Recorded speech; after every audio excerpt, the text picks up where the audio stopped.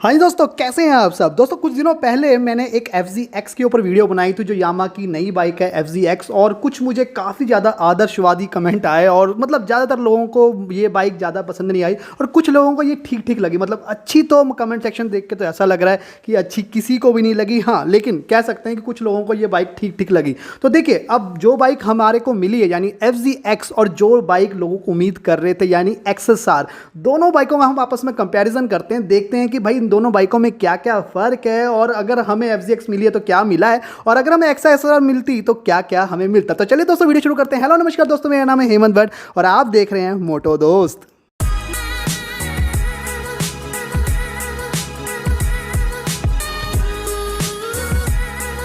Video शुरू करने से पहले एक छोटा सा काम कर दीजिए। अगर आपने मेरा चैनल सब्सक्राइब नहीं किया तो बिना देखे सब्सक्राइब कर दीजिए, नोटिफिकेशन वाले बटन पे ऑलवेज पे क्लिक कर दीजिए। इससे होगा क्या कि मोटो दोस्त की जो भी नई वीडियो आएगी सबसे पहले आप तक उसकी नोटिफिकेशन पहुंच जाएगी। तो देखिए, सबसे पहला पॉइंट मेरा क्या होने वाला है दोस्तों, वो है इंजन। सबसे ज़्यादा लोगों को जो कंप्लेंट है वो इंजन से है। लुक से तो कोई कंप्लेंट है ही नहीं, क्योंकि ये तो एक तरह से XSR की कॉपी है, तो क्यों कंप्लेंट होगी। तो इंजन की अगर हम बात करें तो अगर हमें XSR मिलती तो XSR में हमें लिक्विड कूल्ड इंजन मिलता 155 सीसी का, जिसकी अगर हम पावर की बात करें तो 18.6 PS की हमें पावर मिल जाती। और बात करें तो दोस्तों XSR में वही इंजन यूज़ किया जाता है जो बेसिकली आपका R15 में यूज़ किया जाता है। तो हाँ, ये इंजन ऑलरेडी हम बहुत ज़्यादा चला रहे हैं और ये मतलब इंजन तो हमारे देश में बहुत ज़्यादा कामयाब इंजन है। हाँ, लेकिन इसकी जो कॉस्टिंग है वो आपकी FZ से ज़्यादा है। तो ये चीज़ आप समझ लीजिए, अगर ये बाइक आती XSR तो जिसकी कॉस्टिंग है वो ज़्यादा होती। तो यहाँ पर दोस्तों हाँ, पावर हमें बेशक ज़्यादा मिलती है। और FZX की मैं बात करूँ तो इसमें हमें 12.4 PS की पावर मिलती है।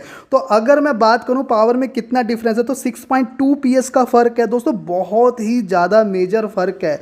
कुछ लोगों का मानना ये है कि जब हम इसको लो RPM में चलाएंगे FZX को तो मतलब इतना ज़्यादा हमें फील नहीं होएगी, पावर की कमी फील नहीं होएगी। हाँ, मैंने भी नोट किया है कि जब FZS को मैं प्लेन में चलाता हूँ, FZ को मैं प्लेन में चलाता हूँ तो मुझे इतनी ज़्यादा पावर फील मतलब पावर की कमी फील नहीं होती है। लेकिन जैसे ही मैं ज़्यादा स्पीड तक पहुँचता हूँ तो मुझे काफ़ी ज़्यादा कम पावर फील होती है। और दूसरी चीज़, हिल राइड में तो यार कम में भी मुझे कम ही पावर फील होती है। तो यहाँ पे ये पॉइंट नोट करने लायक है। और बात करूं मैं XSR की या फिर R15 की, तो यार उस बाइक के क्या कहने, उस इंजन के क्या कहने, कहीं भी उसको ले जा लीजिए कोई भी प्रॉब्लम नहीं आती। ईजिली हिल राइड में चढ़ जाती है और प्लेन में तो कोई वैसे भी कंप्लेंट नहीं आती है।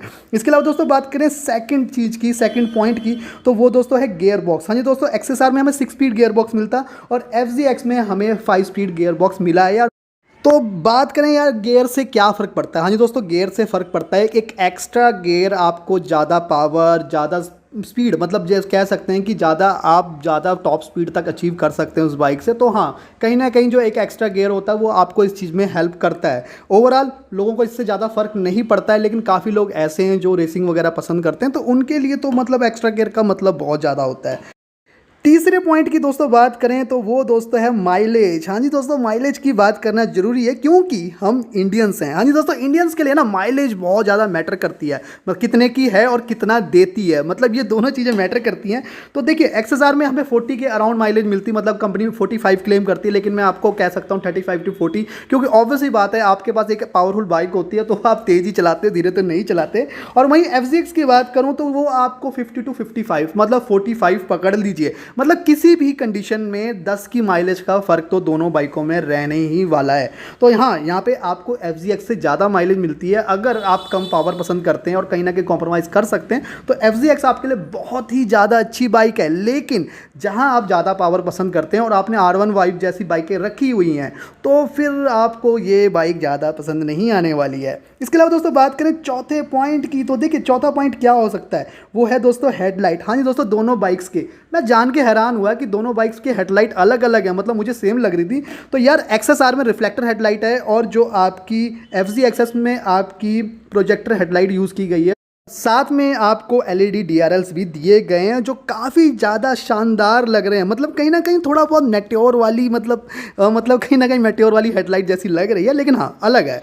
अब हम बात करें तो यार ज़्यादा बेटर तो ऑब्वियसली बात है प्रोजेक्टर ही मानी जाती है, ज़्यादा अच्छी लाइट देती है, ज़्यादा अच्छी विजिबिलिटी होती है। तो हाँ, यहाँ पे थोड़ा सा FZX बेटर है। लेकिन एक चीज़ की मैं बात करनी चाहूँगा कि देखिए, जब आप बाइक लेते हैं तो आपके पास मार्केट में बहुत सारे ऑप्शंस होते हैं, स्पेशली इंडियन मार्केट में। तो ये एक छोटी मोटी चीज़ है, अगर मान लीजिए XSR आती और उसके साथ रिफ्लेक्टर लाइट भी आती तो यार आफ्टर मार्केट चेंज करा सकते थे, कोई बहुत बड़ी बात है ही नहीं। कुछ चीज़ें हैं जो मतलब बेसिकली XSR से मतलब बिल्कुल काफ़ी हद तक सेम है। जैसे तो आप सीट की बात करें तो सीट बिल्कुल एक जैसी लग रही है, लेकिन एक जैसी नहीं है। हाँ जी दोस्तों, अगर हम बात करें FZX की सीट की तो ज़्यादा कर्व आपको देखने को मिल रहा होगा, ध्यान से देखेंगे तो आपको ज़्यादा कर्व देखने को मिल जाएगा। उसके अलावा दोस्तों बात करें, हाँ टायर बिल्कुल सेम लग रहा है, मतलब एक जैसा ही टायर है, बिल्कुल सेम टायर आपको मिलने वाले हैं। FZX की अगर हम बात करें गियर इंडिकेटर, हाँ जी दोस्तों FZX में हमें गियर इंडिकेटर नहीं मिलेगा और XSR में हमें गियर इंडिकेटर मिलता है, लेकिन हाँ FZX में हमें ब्लूटूथ कनेक्टिविटी मिल रही है जिसके बहुत ज़्यादा बेनिफिट है। मतलब अगर आप अपने मोबाइल से कनेक्ट कर देते हैं यामा की ऐप डाल के, तो आपने सर्विस कब करानी है, आपकी माइलेज कितनी है, बहुत सारी जानकारियाँ आपको उसमें मिल जाती हैं। और साथ ही साथ मोबाइल में अगर कोई मैसेज आता है तो वो आपकी स्क्रीन में भी आपको देखने को मिल जाएगा, बाइक की स्क्रीन में। हाँ लेकिन अगर बात करें कि XSR इंडिया में आती तो ये चीज़ें मुझे लगता है कि ब्लूटूथ कनेक्टिविटी वगैरह वो भी हमें XSR में मिल जाती, कोई इसमें वो भी कोई मतलब बहुत बड़ा मेजर पॉइंट नहीं है मेरे हिसाब से। XSR में भी हमें ये चीज़ें मिलनी ही थी।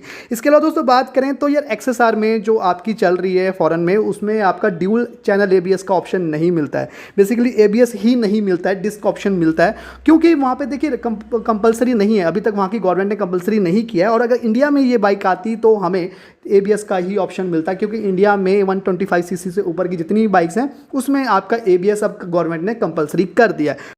ओवरऑल दोस्तों एंड में बात करूं तो यार हाँ दोस्तों, प्राइस का फर्क होता है, कितना होता है 30 to 40,000 का फर्क तो होना ही था। अगर XSR आती, FZ आई है तो FZ का प्राइस काफ़ी ज़्यादा कम होगा। लेकिन यार देखिए मेरे हिसाब से कंपनी को दोनों ऑप्शन लॉन्च कर देने चाहिए। मतलब FZX अब इन्होंने लॉन्च कर दी है, उसी के साथ साथ 1 या 2 महीने बाद आपको XSR लॉन्च कर देनी चाहिए। लेकिन ये मैं कह रहा हूँ कि लॉन्च कर देनी चाहिए, लेकिन जो अभी तक जो इन्फॉर्मेशन आई है वो ये आई है कि कंपनी कहीं से भी XSR को लॉन्च करने के मतलब इंडियन मार्केट में लॉन्च करने के बारे में अभी तक नहीं सोच रही है। वो सोच रही है कि उनकी FZ बिक जाए तो ज़्यादा बेटर है। लेकिन हाँ जैसे अगर 1-2 साल तक डिमांड बढ़ती रही, मतलब लोगों ने कहा नहीं हमें FZ नहीं चाहिए, हमें वही चाहिए, तो हाँ हो सकता है कि 1-2 साल तक मतलब कंपनी XSR को इंडियन मार्केट में लाने के बारे में सोचे।